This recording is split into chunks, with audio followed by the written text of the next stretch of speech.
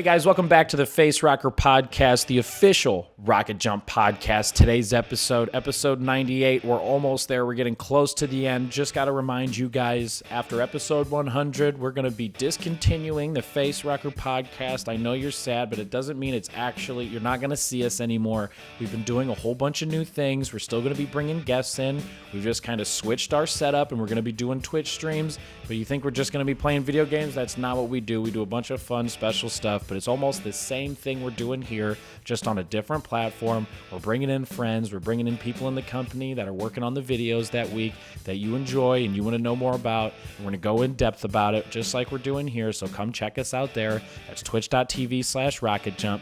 But for today's episode, you might know if you're watching this, but RocketJump The Show is live. It's up on Hulu right now. It's the first episode's up on our YouTube channel if you don't have Hulu. And if it wets your whistle enough, you can get a free 30 days Hulu subscription. That's a Hulu Plus subscription. No commercials. It's commercial free. If you go to rocketjump.com/Hulu, they'll hook you up with that. But we want you guys to all go check out the show. But we have the showrunner and creator, Ben Waller, with us, and the lead writer, Anthony Burch, to sit down, talk about the production of the show, the post-production of the show, their ideas on where they wanted to take it, the tone, anything you want to know about the show. We break it down today and how they're feeling and the response about the episode so far. We really enjoy it. We think you guys will enjoy it too. Before we get into it though, just want to talk to you guys really quickly about today's episode sponsor. Today's sponsor is Loot Crate. Now, if you don't know what Loot Crate is a fantastic subscription box service that'll send you 6 to 8 items monthly. You have until the 19th at 9 p.m. Pacific Standard Time to sign up each month for that month's themed Loot Crate box. This month's theme is Galaxy. So what that means is they've got sweet Star Wars The Force Awakens gear. They've got an exclusive Funko Pop character for you. They've got an exclusive shirt for you, but it's less than $20 a month, and they give you over $40 worth of gear. It's almost like a stocking being mailed to you. Christmas is coming up. You like stockings? That's pretty much what Loot Crate is, but it's all year long. And they're hooking you up right now. If you go to lootcrate.com/Facerocker, you use the promo code Facerocker, you'll get $3 off your subscription. So we really appreciate them supporting the podcast. We hope you guys go check them out and give them your support. But until then, we hope you enjoy the episode.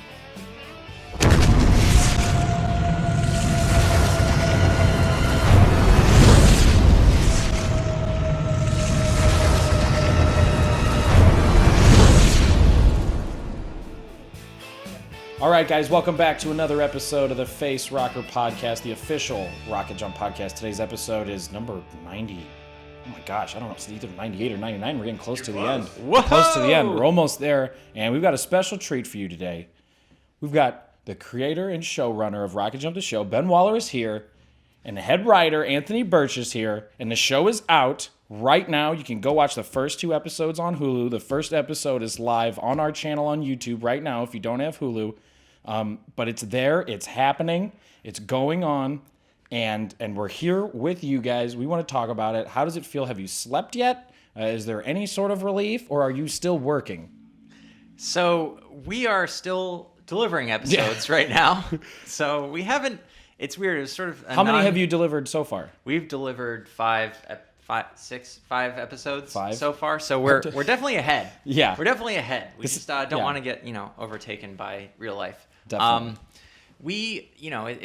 Having it come out was really cool. It was awesome to see everybody on the stream and getting together to do that. But it was weird because you couldn't really take it all in because that there's still a lot left to do, and there's still you still have to finish the story. And I can't even imagine what it's like on a show with 25 episodes in a season, because there's no way they finish it. Good Wife, there's no way. They're probably still shooting while the season's going on, and that's got to affect. I imagine it would affect the writing process or the future episodes that they're making. Because you're doing everything at the same time, I assume. I don't know. That sounds horrifying. That does sound horrifying. So we had the premiere on Monday for everybody in house, and that we got to watch it on a big screen in a theater. But I was most excited personally. I tried to stay away from some of the episodes to just watch it in my house, the real TV way on my couch. Grab the remote, hit the button. Did you enjoy it more in the theater when we got to watch it, or did you do the same thing? Have you sat in your living room and watched it yet, you guys? Did you do it? Yeah, I've definitely done that. Yeah? Yeah, I did it with my friends back at home, and it was there we go. It was nice. It was more intimate. I think I liked that a little bit better. I don't know. It's still pretty cool to see, you and your friends on a big screen. Yeah. When you're surrounded by a bunch of Hulu executives who are contractually obligated to find this funny. Yeah. So like that's kind of enjoyable, I guess. I had Amanda had some people. My girlfriend had some Yeah. people over, and we all watched it, and it was like the 1,000th time I'd seen it. Yeah. So it was interesting to see people who aren't really our fans or anything watching it and them reacting. Speaking of reactions, how have the reactions been so far? Are people happy? Do they enjoy it so far? So far, so good? People I've spoken to in person with my mouth Yeah. like it a lot. Internet commenters are internet commenters, so I don't know about Well, I mean, that. how about you guys? Are you happy so far with what you've done? I mean, obviously very it's happy. not exactly what I mean, everything changes from the actual beginning to where you end up with, but has it exceeded your own expectations? Has it done what you've wanted it to achieve so far, at least the first episode? I think speaking just to the behind the scenes portion, Yeah. like it's far beyond what I hoped it could be, and I think we really showed something interesting when it comes to showing people making something together. I mean, it's not contentious. We don't all yell at each other. No one gets fired. Exactly. There's no there's fighting, but it's for a purpose. A lot of other stuff is drama for drama's sake and fighting because that's the only thing that we have to drive the story. And in this case, the story is larger than that. The story is larger than any one person on set. The story is how are we going to tackle what we're trying to do together. Is that where you wanted to take it from the get-go? Did you always have this vision of that portion of the show being really illustrating that this is a team effort from everyone here on set or in this company? Or was that something you kind of found that story as you started to shoot the show? When I was pitching it to Matt and Freddie and Dez, one of the closest references I had was Hard Knocks, which is a show on HBO about NFL teams in their preseason warm-ups and practices and who gets chosen for the squad and all that other stuff. And so it was absolutely coming from a place of this is a team of people doing something that they love. Now let's see them in their element and see how they behave under duress. Yeah, definitely. Now, Anthony, how do you feel? Because obviously you were in charge of writing the shorts for each episode. How have the response been so far for the short portion of the episode? Because I know it's been a long time, and I'm sure our fans know. I mean, you guys have been hard at work on the show for better part of a year now, and our channel, we've spent a couple months not uploading videos because everyone's been working on these videos, and so now we finally have 8 weeks of some of the biggest things we've ever done. Are you excited finally to see what you've been writing like come to life in screen? Like, yeah. I mean, it's on the one hand, it's like it's always nice to have what you done be out there, but on the other hand, like it's that you have to care about the process more than the reaction to it, you know? Because like I think it was like within an hour of posting High Plains Drifter, people were like, "Why are the dudes making out in this?" And they were like really angry about that and focused only on that. It's like there's like 10 other minutes of the movie you could comment on. That's the only thing you care about. I just love that it comes immediately after two women making out. And nobody mentions no one that had at a problem. all. It's completely fine. That's neutral. That doesn't count. That's not gay. Two girls making out is not gay. That's default. Two guys making out is a war crime. Yeah. But no, from non internet people that I've talked to, they seem to dig it, and I'm pretty happy with them. I'm really happy with how fan friction turned out. High Plains Drifter is a lot of fun too. I'm excited to see how the other ones come out. Now, the last time we talked to you, Ben, we had you on the podcast a while ago, and that was when we were actually shooting. We spoke with you and Asham on set. I think we were at Riverfront. Was it Tip Jar Day? I think it was Tip Jar Day. We were shooting, and that was a very, very long time ago, and that was in the middle of production. And I was asking you then how difficult it was to write and shoot basically two shows at once, because you have documentary going on, and then you also have the short, the actual narrative. How has post-production been working on two separate shows pretty much in one? How has that challenge worked out for you guys? It's been difficult. Yeah. It definitely has been difficult, and it's been a lot of time sort of learning the workflow and getting used to it. The strangest part is that you spend all this time trying to finish one episode, and you turn it in, and, you know, obviously in this situation, like, Hulu has notes that they want to contribute. There's quality control issues to be accounted for, but your brain is already on the next episode. So in reality, yes, each episode's coming out weekly, but you're working on all 8 episodes at the same time regardless, because you're addressing an edit note that you knew you had to address on episode 8, while at the same time you're making sure that the audio doesn't peak incorrectly in episode 1. I mean, it just runs the gamut from really specific technical problems to larger story fixes that you want to make. And doing all that at once with, thankfully everyone here is amazing at their jobs. So it's not as difficult as it could be, but doing it all at once is still a massive undertaking. Yeah. Now I want to know, because obviously this show is going to be held against some of the other shows that have come out and that have shown the other side of production, and people will compare it to like your Project Greenlights and things like that. And that season just finished, and it didn't seem like the most enjoyable situation to be in. I mean, I'm not dogging them or anything, but I mean, you could see it. They made it seem very, very stressful, which filmmaking is extremely stressful, and there's a lot of hard work that goes into it. Was it just the fact that we're lucky enough to work in a place where everybody does have so much fun, even though while they're working on set, or did you really want to make a point to like really show the fun? Like the fact, like, did you really want to let people know, like, yes, it's hard, yes, there's a lot of challenges, but like at the end of the day, we're playing with big toys in a big sandbox. Like, was that something you wanted to really express from the get-go, or is that something you kind of picked up on as you were working on the show? So this was my first time doing something like this, and Anthony, obviously, you've been lead writer on a ton of stuff. One video game. One minor video game. Yeah. It's a small project. It was a passion project. It was an indie game. It was about feelings. So because we're all relatively new to this process, we all come in with a fresh, like, Zen beginner's mind, and no one has any preconceived notions about how things should run. And a lot of times when you watch this other behind the scenes stuff, it's with a crew that's very seasoned, and maybe that's why you see a lot of conflict between the personalities and maybe not as much about the people trying to figure it out together. I think everyone here is so excited to just be making something that they don't have time to let their egos get in the way, and it's more about how are we going to, team up against this thing. Everything else seems like it's people versus one another, and this seems like it's people versus the world. Yeah. And I mean, I think our relative newness to that experience contributed greatly. Just the fact that we're not pieces of shit. Yeah. Thankfully. I hope not. Generally speaking, the majority of the time, we're not pieces of shit. Well, I'm sure some of us are. And we didn't refilm, we didn't like restage thing, it wasn't like, oh, smile instead of like frowning at this person.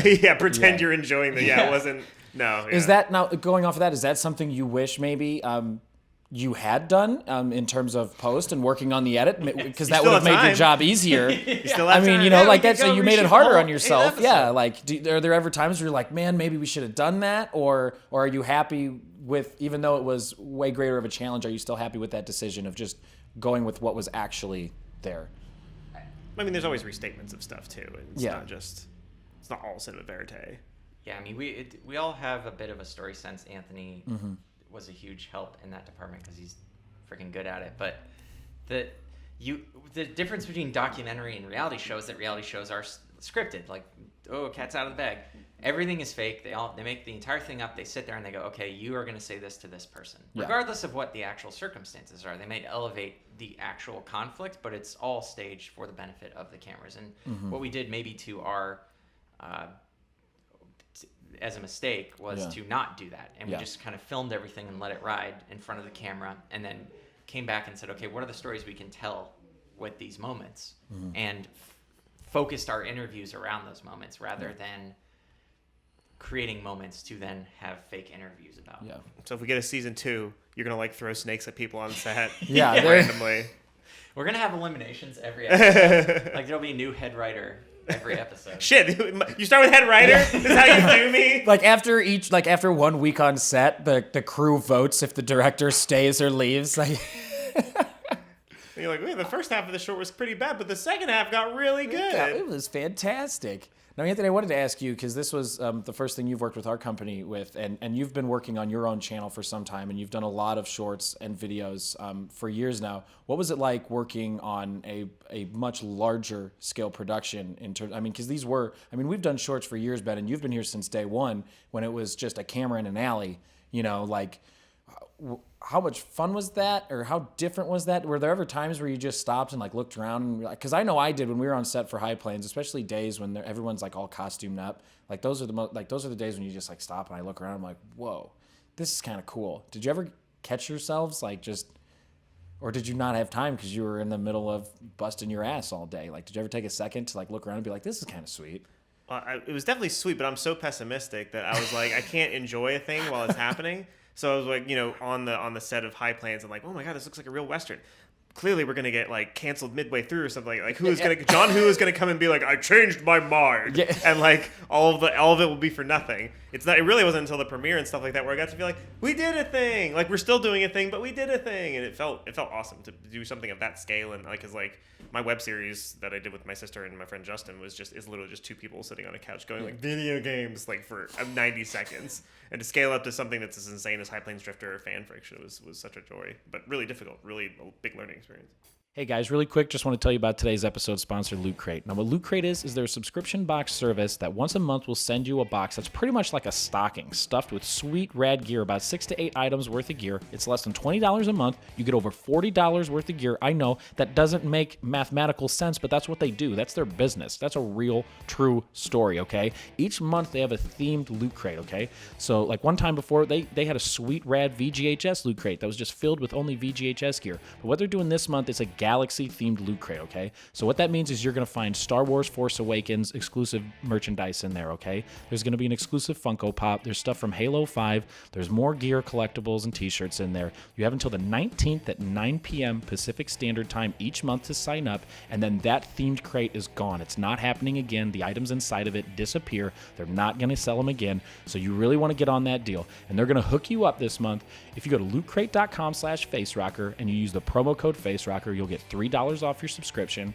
And I mean, you can keep Christmas going all year long. Why not get a stocking once a month, not just once a year, okay? So we really appreciate Loot Crate supporting the podcast. We hope you'll check them out and show them your support too. But right now we're going to head back to the chat with Anthony and Ben, and we hope you come back.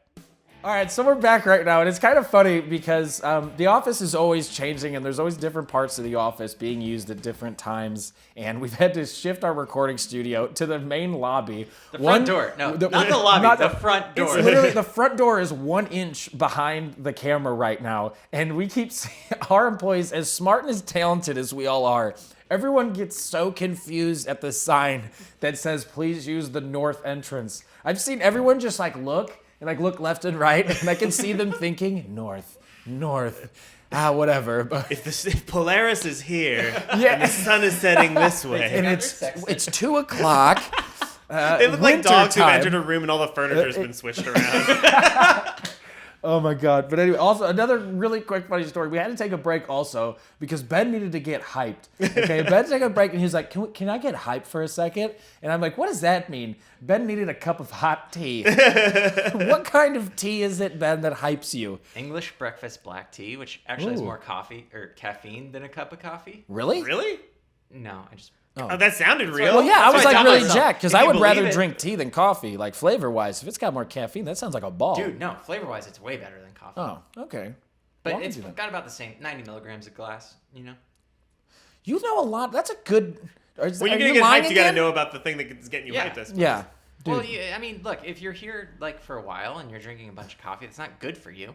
So you have to figure out, how to get the same amount of caffeine. I mean, tea's also not that good for you. What?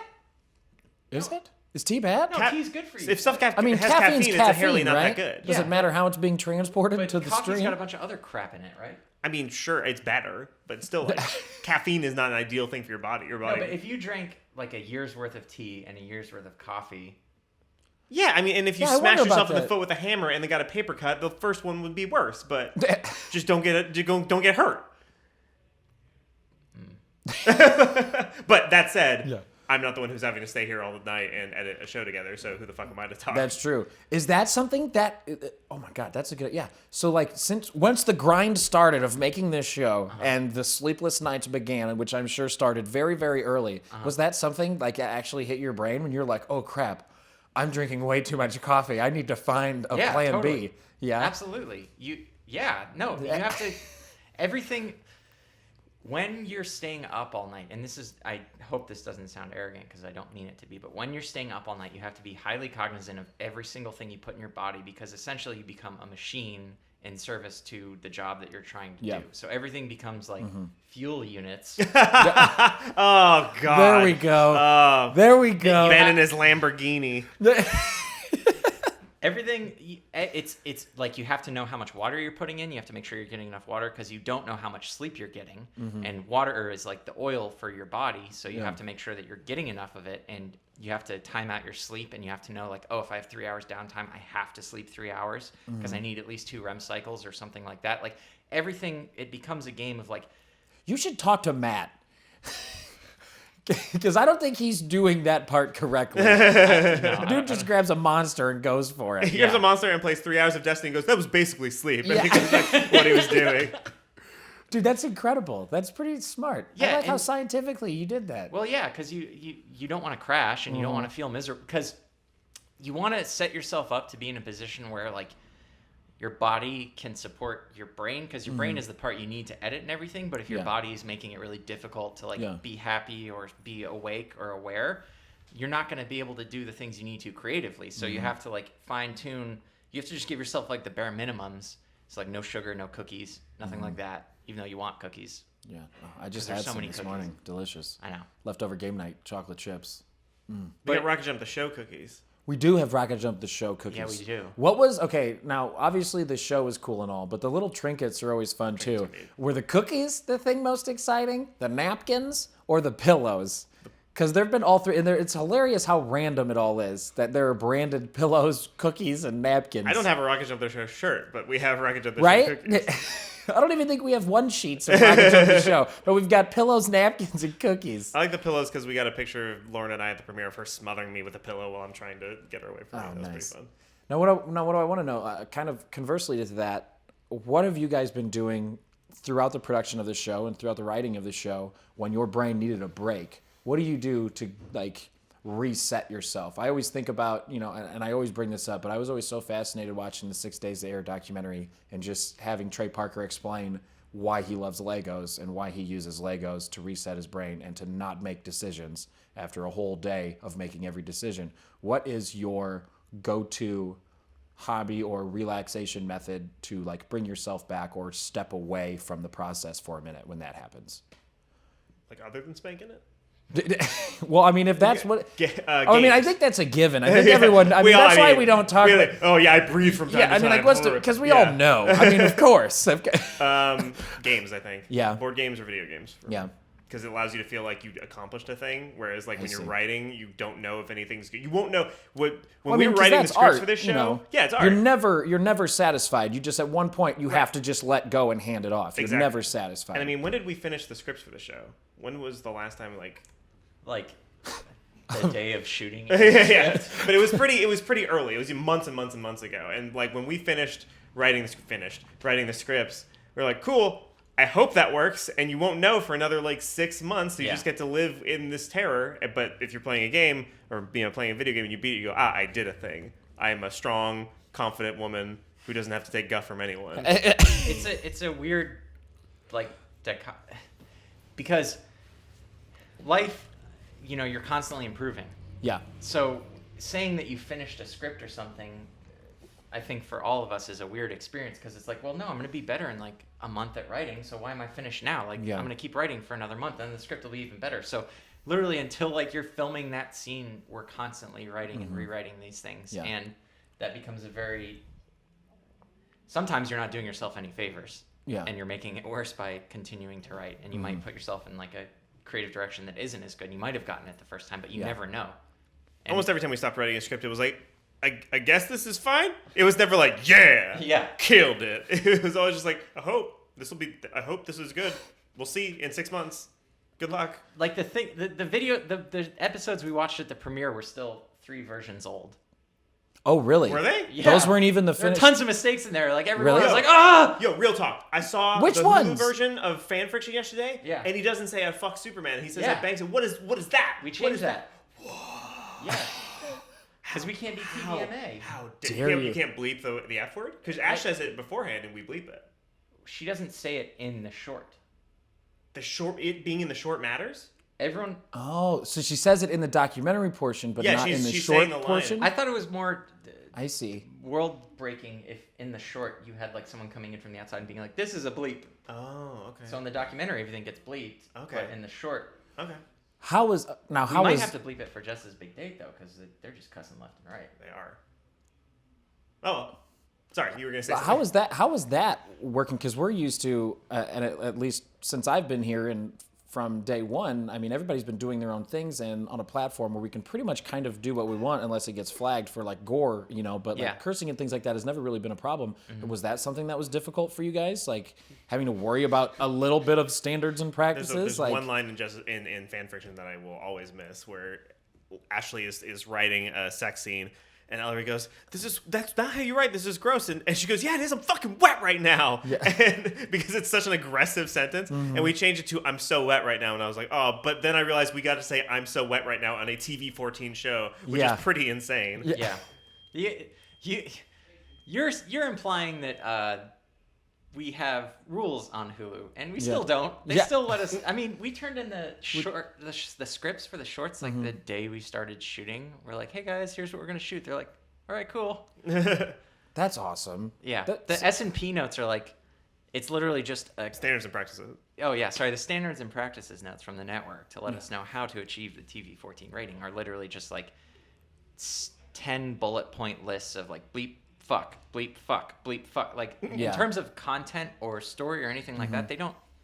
That's not why. Yeah, they were completely okay with like graphic depictions of dudes shirtlessly making out and like having Ellery say, "I liked it when they jizzed on each other." Like Jizzed all they were over okay each with other. really, really visually Yeah. verbally graphic stuff as long as there weren't naughty no words. Yeah. That's pretty sweet. That's awesome, actually. Now Yeah. I think about it. Yeah. I'm less upset about that stuff Yeah. now that we've talked it through. In hindsight, now thinking about that short, yeah, we really did freaking go for it on that one, didn't you? Yeah. That's pretty rad. One of the other things I wanted to ask you guys about, because there's been a lot of people that have been wondering or worrying, or confused in the slightest bit, like where can we see the episodes? Are the whole thing's going to be? Or people internationally are wondering if there's any way they can see it, or how some countries don't have Hulu. How can we see the episodes? And I believe we can now speak on that. We have a little bit of information. So there's a little bit of international distribution now happening, right? So those in other countries can see the show, right? Yeah. So just starting from like the bottom, working our way up, the show itself, you get both the behind the scenes and the short. So if you're ever worried, like, oh, well, I get to see the short. Every episode, you get to see the short. Gotcha. It's like, it's not like DVD special features where you only get behind the scenes or you only get the movie. You get both in one. Moving from that, it is on Hulu right now. The first 2 episodes are up. Every episode comes out every Wednesday. It's going to keep running for the next 6 weeks. So there's going to be 8 episodes in total. The first episode is also on our YouTube page, and the first short is on our YouTube page. Gotcha. And then starting next Wednesday, every short is going to be on the YouTube page, a week behind, because you will be able to see everything much earlier on Hulu. On Hulu. International viewers have the ability to watch it on iTunes. Yep. In Australia, Canada, France, and Germany. Boom. And we're working on the UK right now, and that should be up soon. And Nice. we'll put a blog post for that. That's awesome. And also, not only that, because I've been there too, broke college kids, or just, being someone without a job, or just not wanting to pay money for a subscription for something. Hulu's taking care of us, and they're being nice enough to give like a free 30-day trial, right? So they're like, if you go to rocketjump.com/Hulu, you can get a 30-day free trial, and that covers almost the entire season of the show. Yeah. Right. And that also makes us look better, because that in turn lets Hulu feel or think that we're bringing people into Like, the fold, and that'll give us fans, right, and that'll give us a chance to make a season 2 or whatever the next big project is. Speaking on that, is like a season 2 something that you would want to do? Did you enjoy it that much? Would you like to expand on that? I gotta imagine it'd be a relief for you because now you know how the documentary portion is supposed to feel. Yeah, I think it's. I was saying this. I don't know. Maybe this is too honest, but making the season 1 of this show, it was like a learning process for something that we don't know would happen again. Now I know how to make the perfect season 2. Yeah, but that's still up in the air. You don't know if it's gonna. Oh, okay. But it was. I mean, we learned a bunch, and I think we're all a lot of the time spent in editing was like, how do we even make this documentary part a thing? What is this? Yeah. Nobody hates each other. This isn't a show. And then it sort of clicked. And now that it's clicked, it's like, cool. We now know how to put the Lego pieces together. Give us more Lego pieces, please. Yeah. Sometimes we wished we were all just crab fishermen, because then we could just be like, oh, we didn't get any crabs today. The episode's, it's a sad one. I wish someone was just hiring us to make weird cakes. Why didn't we make motorcycles? Cake Boss. Love Cake Boss. Buddy, right? Buddy the Cake Boss. One of the other things I wanted to ask you about is, we always have a fun time making stuff, and we always want to push the boundaries, or at least we want to attempt to stretch whatever medium we're using to make something as far as as possible, and go as hardcore as we can. Like thinking of season 2 when we did the 24-48 split, we never make it easy on ourselves. We always do something that's either never been done or we always want to test ourselves in a new way. And I don't know how much we can talk about this, but I know there was one short that you guys shot entirely on an iPhone. Like, why would you want to do that? What made you want to do that? How difficult was that? And how does that work being on a set? And because you had an entire crew, an entire massive film set with dozens and dozens of people, lighting rigs, gaffer, everything, and you're using a goddamn iPhone. Were there moments where you thought maybe people on the crew were like, "This is ridiculous"? I was really glad Hulu executives didn't show up that day. Exactly. You guys are idiots. Did they know? Did they know that that's what you were doing at Hulu? Was that a discussion you had to have with them? Sorry, that's 6 questions in a row. It's my mind is just blown. I can't imagine how difficult that must have been. Your idea for short is stupid. Yeah. Why did you do a stupid idea for a short? You stupid idiot. So the easy thing would have been to film it on a really nice camera and then introduce a bunch of digital artifacts and shitty autofocus and auto exposure, faking things in After Effects. And I didn't want to do that because I just wanted to look subconsciously like a cell phone. I think the whole point is that for the uninitiated viewer, this should just be as if they're about to watch Freddie make a vlog. I didn't want it to be like, oh, something's coming. Because in a lot of found footage stuff, they're always focusing on what's going on. And it's like, why would the character do that? Why would they film the monster attacking them? Put the fucking camera down. But with Freddy's vlog, his character in it is such that he would want to capture... Freddy's vlog is the name of the short, by the way. Oh, yeah, sorry. Yeah. Freddy's vlog is the name of the short. For example, I just got a QC note on Freddy's vlog, earlier this morning. And Quality control. Quality control. Mr. Business over here. I will be your footnotes. Yeah, thank you, Anthony. And they were like, we can see the light in the shot, and it's the opening shot when Freddy's in his car, and they're like, we can see the light above him, and I'm like, yeah, you can. Freddy lit his car because he knows he's going to be recording in it. That is, he films himself, therefore he wants the best light, therefore he put the light up, and if you see it, that's because he's too. His character's too egomaniac. Yeah, his character's too lazy and arrogant to try and fix it. His character would rather have the light in the shot than miss out on being really well lit. Yeah. Was there ever a moment where maybe they felt like you were trying to use that as a crutch or an excuse to get away with some things? Did you ever have a moment where you're like, maybe that's too much? It was meant to be. Did that ever happen? He would have the director and several tripods in the shot. He loves the boom.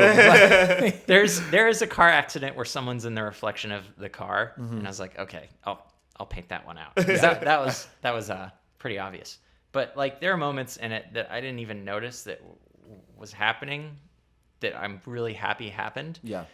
In the climactic moment of the short, Freddy's yelling about something, and he just slowly moves the camera towards himself. Yeah. And if you're thinking about that, cinematically, that makes perfect sense. That the character in his moment of despair, you would get the Shawshank Redemption crane in shot.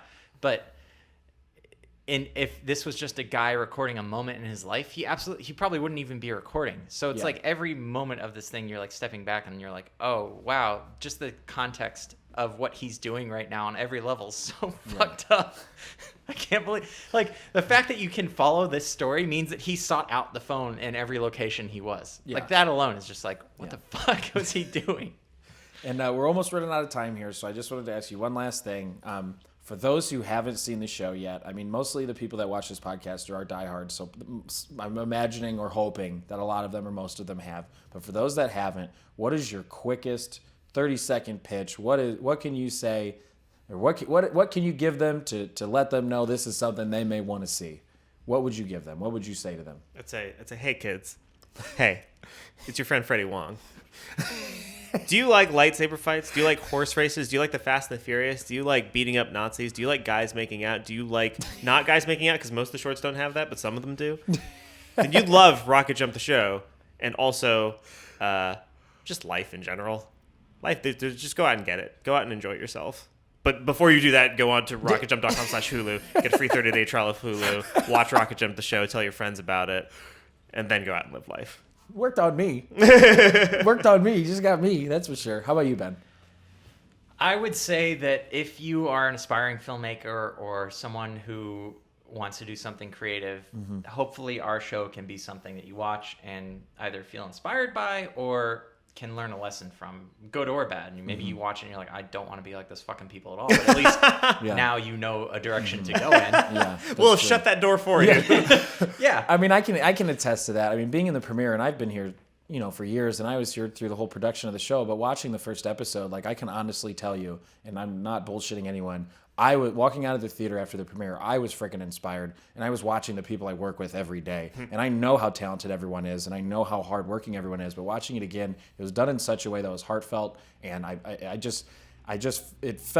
felt good walking out of there. I felt hopeful, and it was just a really nice feeling, and I hope everybody else can feel that too, and I definitely agree with you. I think you're definitely onto something there, and I wouldn't be surprised if you guys definitely did inspire at least a couple kids out there to go out there and chase their dreams, or at least their filmmaking dreams. So good job, fellas. We can't wait to see the rest of the episodes. There's 6 more coming out, correct? Mm-hmm. And they're all going to be on Hulu. You can get your free 30-day trial, rocketjump.com/Hulu. I'll stop wasting your time. I really appreciate you guys sitting with me today. Now we will unlock the doors and let the rest we can let the rest of the employees in. I'll let you get back to work, but thank you guys very much. I appreciate it. Thank you. Thanks for the show. I appreciate that too. Thanks, man. Thanks, guys. Thank you.